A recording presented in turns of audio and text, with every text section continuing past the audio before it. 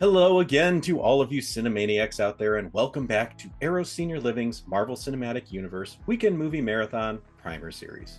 My name is Aaron Neeson, Arrow's Visual Media Director, and I am your guide through this marathon, preparing you for the movies you are going to be enjoying with reminders and tips on important events and characters you will be seeing. Today, we are laying the groundwork for Captain America Civil War, the 15th movie we are watching in this series. We just watched Ant-Man, where we watched Scott Lang don the Ant-Man suit and use the incredible Pym particles to shrink himself down and prevent the dastardly Darren Cross from gaining the power of said Pym particles. Ant-Man shrank himself down and entered the quantum realm, where it was thought that you couldn't return from and would continue to shrink and shrink for all eternity. But Scott was able to return, leading Hank Pym to believe that maybe his wife, Janet Van Dyne, was alive after all. We saw that she was a superhero called the Wasp, who had gone into the quantum realm to stop a nuclear missile and was thought lost. But if Scott was able to come back, perhaps she is not lost forever. We also saw a couple credit scenes. One where Hank Pym gives his daughter Hope a new Wasp prototype suit. We also saw that Steve Rogers and Sam Wilson have Bucky Barnes in their custody. They are unable to contact Tony for some reason, and Sam says he knows a guy who might be able to help.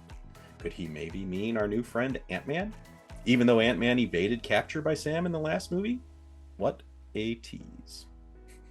I really hope that you enjoyed Ant-Man. It introduced a fun cast of characters and some exciting new concepts that might come into play in the future. I loved how they played with size and perspective in the movie, and I will forever mourn Anthony. But now it is time to move on to the next movie in our marathon, Captain America Civil War. So, what do you need to know for this one? You know the drill. We're going to talk about characters and previous events and then get into the plot. No spoilers yet. I promise I'll warn you before that happens. First up, characters.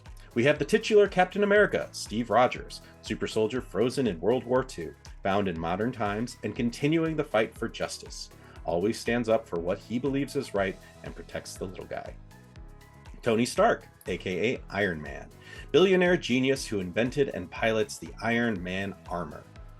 Natasha Romanoff, aka Black Widow, super spy and expert fighter.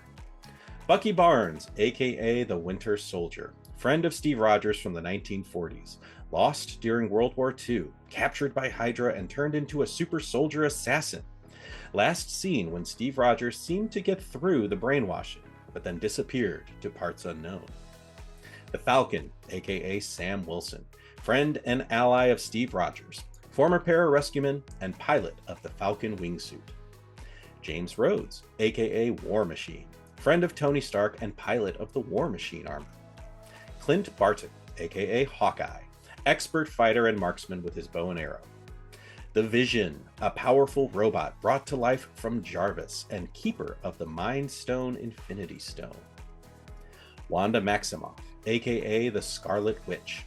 She has the power to manipulate chaos magic as a result of experiments done by Hydra with the Mind Stone. Scott Lang, aka Ant-Man.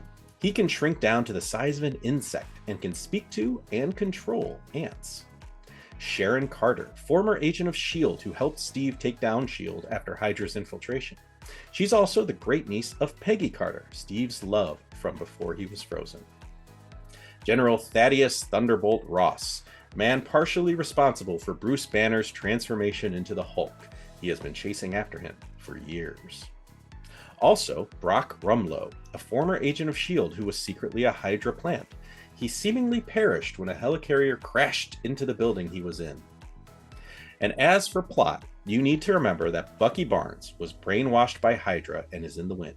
S.H.I.E.L.D. is still disbanded after the events of Captain America, the Winter Soldier.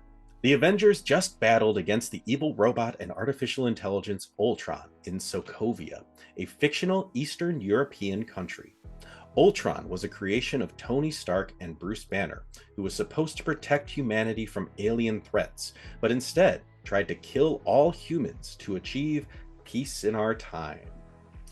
Though the Avengers were able to stop Ultron, an entire city was wiped off the face of the earth, and humanity was this close to extinction.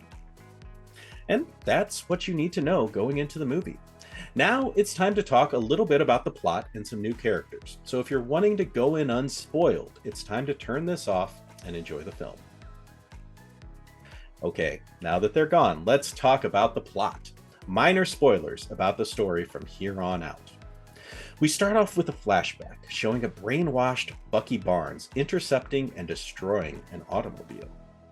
In the present day, Captain America and a team are stopping Brock Rumlow from stealing a biological weapon. Rumlow blows himself up in an attempt to kill Captain America, but the Scarlet Witch diverts the blast, accidentally damaging a building and killing innocent bystanders. Meanwhile, Thaddeus Ross, now the US Secretary of State, informs the Avengers that the United Nations is preparing to pass the Sokovia Accords, which will establish a UN panel to oversee and control the team. Tony Stark, in remarkable contrast to his previous feelings, supports the oversight. He is feeling guilt over his creation of Ultron and all the collateral damage the Avengers' battles cause.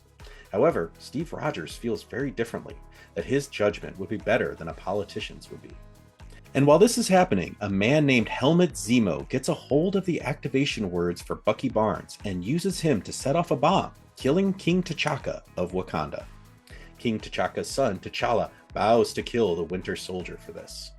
Steve decides that he needs to protect Bucky and tracks him down, but so does T'Challa, who is revealed to be Black Panther, a superhero from the line of kings of Wakanda.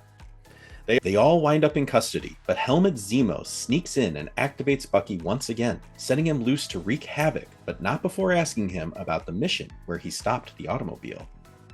Steve is able to stop Bucky and sneak him away, where Bucky tells Steve how Zemo wanted information where more super soldiers like the Winter Soldier could be found. Unwilling to wait for authorization to apprehend Zemo, Rogers and Wilson go rogue and recruit Maximoff, Clint Barton, and Scott Lang to their cause. Tony Stark then assembles his own team of heroes to go and try and stop Captain America's team, setting up a huge climactic clash. Okay, so I know that was a lot to take in. I promise that the movie does a great job of taking you through each step, but hopefully this little primer will be helpful to keep things straight. Once again, I don't want to give too much away because this movie has a lot of fun surprises that keep you guessing, so I'm just going to leave things at that. Fun bit of trivia. Helmut Zemo first appeared in Captain America number 168 in December 1973. In the comics, he wears a purple mask with vertical lines on it that was permanently bonded to his face after adhesive X spilt upon it. Very fun comic book camp, isn't it? I'm very excited for you all to enjoy Captain America Civil War. It's another excellent Captain America thriller with some terrifically exciting superhero action. I'll be back soon with another primer video for the next movie in our marathon, Black Widow. Until next time.